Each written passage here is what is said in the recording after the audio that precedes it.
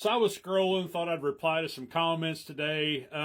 This one kind of caught my eye, and I'm sure there's lots of people out there like that, right? So let's talk the differences between a straight fletch, a slight offset, and a helical, and what the differences are.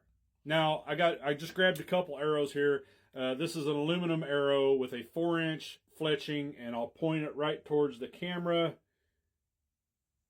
I suck at this. Okay, you can see that it has a slight offset. Now we go to a aluminum arrow with a 5-inch feather, even though I've made this an extreme parabolic. Camera, okay. Once again, pretty similar in that offset, all right? And then we go to another 4-inch feather with a shield cut on a 5mm shaft. And you can see that this is a lot more angle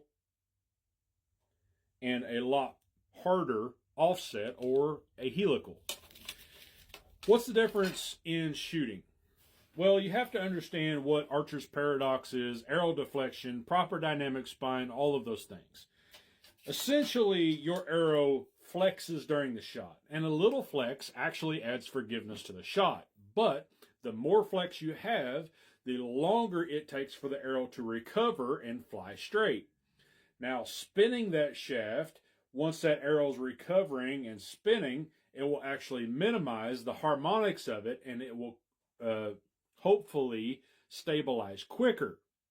On the broadhead side of things, the longer it takes your arrow to travel and it is, flexed or bent, then your broadhead is off plane, okay? Instead of being right in a proper straightness, your broadhead is actually off plane because the arrow is bent from the kinetic energy of the bow trying to move that object.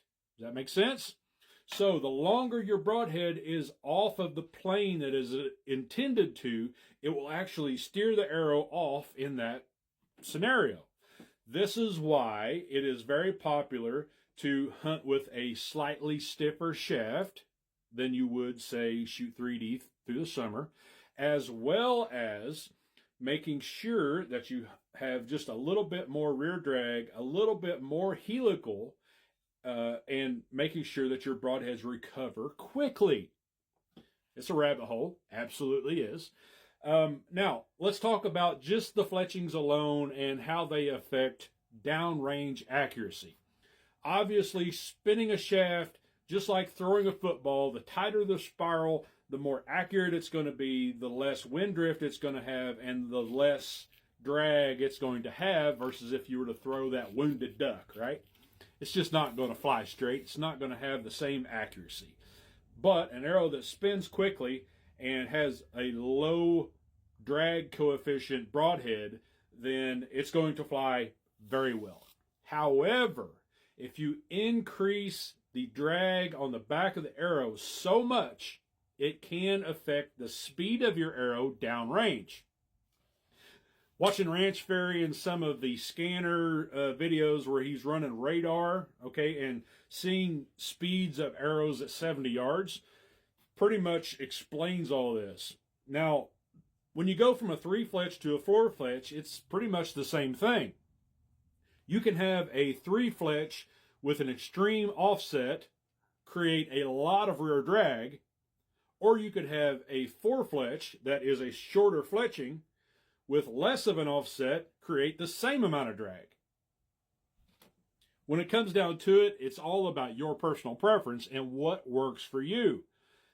Between building broadheads, arrows, and your fletching choice, it's a snowflake situation. Every single one is different, and only you can determine what works best for you.